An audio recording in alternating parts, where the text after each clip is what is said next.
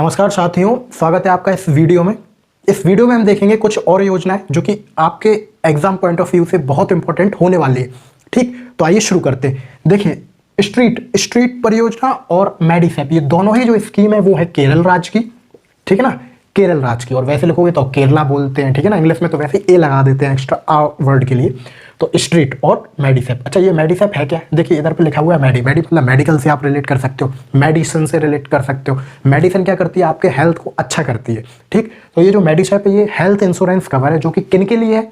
मतलब एक तरह से ये इंश्योरेंस पॉलिसी है, जैसे LIC की होती है, ठीक है ना, कि आप जीवन बीमा ले लो, ये सारी चीज़ें। इसी तरह ये गवर्नमेंट प्रोवाइड कराएगी, किन्हें कराएगी? अब राज्य की स्कीम है तो राज्य कर्मचारियों को कराएगी, ठीक है ना, जितने भी जो गवर्नमेंट के एम्प्लॉय हैं, स्टेट गवर्नमेंट के एम्प्लॉय हैं वो, तो उनके लिए ये स्कीम होगी। ठीक है, तो एक तो मेडिसेप आपको याद रखना है। दूसरा ये है स्ट्रीट परियोजना। क्या है? वहाँ के लोकल जो इंफीरियर, जहाँ पे देखो लोकल टूरिज्म, हर राज्य का अपना टूरिज्म डिपार्टमेंट होता है, ठीक है ना, तो वहाँ के जो टूरिज्म डिपार्टमेंट है उसने ये परियोजना लॉन्च की है ताकि टूरिज्म को बढ़ावा मिले। ठीक है ना, इंफीरियर प्लेसेस, दूर दूर के जो प्लेसेस है केरल में जहाँ लोग जाना पसंद नहीं करते, या कई लोग जाते नहीं, या फिर नॉलेज ही नहीं होती कई बार। तो जैसे आपने देखा होगा पिक्चरों में दिखाते थे पहले कि पुराना किला ऐसे, अब वो किले का नाम ही नहीं सुना कभी किसी ने, ठीक है ना।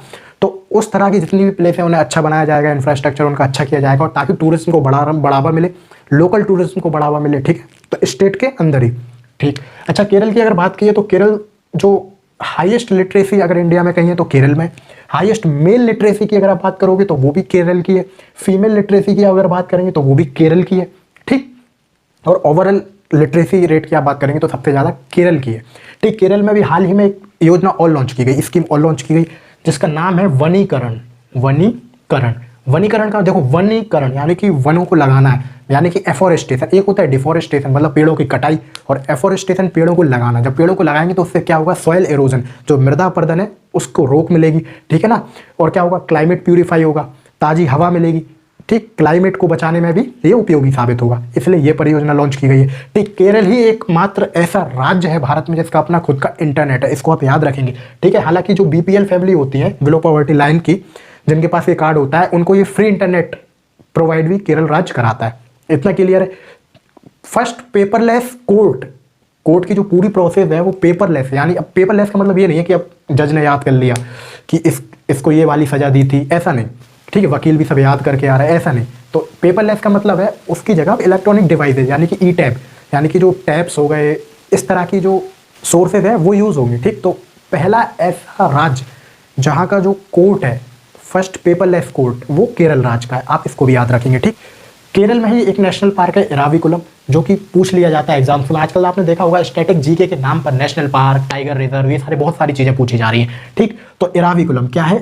इराविकुलम, इसको आपको याद रखना है। ठीक है, ये नेशनल पार्क है, राष्ट्रीय उद्यान है, तो ये कहाँ? केरल में। क्लियर? नेक्स्ट, इसी के साथ आप एक चीज़ और याद रखेंगे।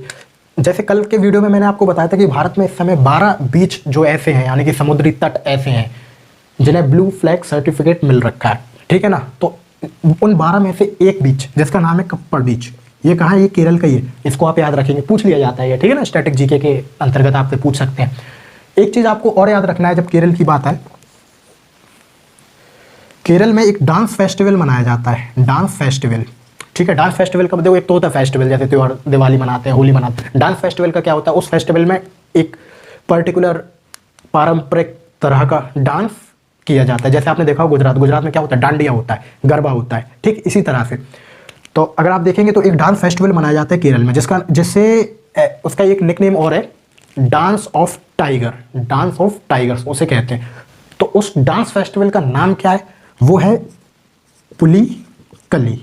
ठीक है, आप इसको याद रखेंगे, ये पूछ लिया जाता है वही क्वेश्चन, ठीक है ना, तो आपको ये भी याद रखना है। अच्छा, भारत में जो क्लासिकल डांस है, यानी कि शास्त्रीय नृत्य हैं, वो कितने हैं? वो है 8। कितने टोटल? 8 क्लासिकल डांस हैं। ठीक है, जिसमें से मोहिनीअट्टम और कथकली कहाँ के हैं? ये केरल के। आप इसको भी याद रखेंगे। तो केरल में आपको मोहिनीअट्टम भी याद रखना है,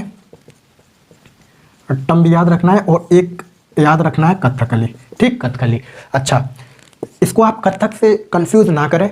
कथक है नॉर्थ इंडिया का डांस, ठीक है ना, उत्तर भारत की बात है। और कथकली कहाँ है? इसमें ला है, केरल में भी ला आता है, तो आप इसको ऐसे याद रख सकते हो। तो कथकली कहाँ का है? केरल का है। मोहिनीअट्टम कहाँ है? केरल का है। ठीक, कथकली बेसिकली ये इसका जो इसका नाम का जो ओरिजिन है वो वहाँ से आया है स्टोरी प्ले। मतलब स्टोरी प्ले एक तो होता है स्टोरी आपने मुंह से बोलकर सुना दी, ठीक, एक होता है कि उसको आप किसी फॉर्मेट में लाकर, जैसे डांस के माध्यम से या फिर आर्ट के माध्यम से या फिर किसी चीज़ का एक्ट करके आप किसी को समझा रहे हो। जैसे आपने देखा होगा रामलीला वगैरह होती है, जैसे यूपी साइड में आप देखोगे रामलीला, नौटंकी, ये सारी चीज़ें होती हैं। उसमें रामलीला में क्या दिखाते हैं, रामायण की जो कथाएं हैं, रामायण की जो कहानियाँ हैं, उसको एक एक्ट के रूप में, उसको एक नाटक के रूप में प्रस्तुत किया जाता है, ठीक, ताकि लोगों को देखने में थोड़ा अच्छा भी लगे, समझ में भी आ जाए और एंटरटेनमेंट भी हो जाए और शिक्षा भी मिल जाए उन्हें किस उद्देश्य से ये नाटक उनके बीच प्रस्तुत किया गया, ठीक है। तो कथकली में होता क्या है, स्टोरी प्ले। अब डिफरेंट स्टोरीज होती हैं। बेसिकली जितने भी शास्त्रीय नृत्य हैं उनमें जितनी भी थीम रखी जाती है भगवान के ऊपर बेस्ड होती है, किसी गुरु के ऊपर बेस्ड होती है।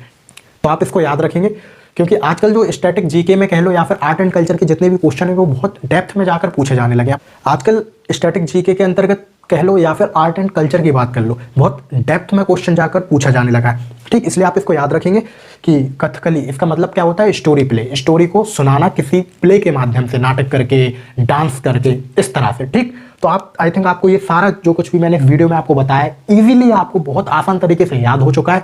आप इस वीडियो को एक बार और देख लेना ताकि आपको हमेशा हमेशा के लिए दिमाग में चीज़ें सेट हो जाएं और जब भी ऐसा क्वेश्चन आपको आपके किसी भी एग्जाम में देखें आप एक बार में टिक करें और आगे बढ़ जाएं, ठीक।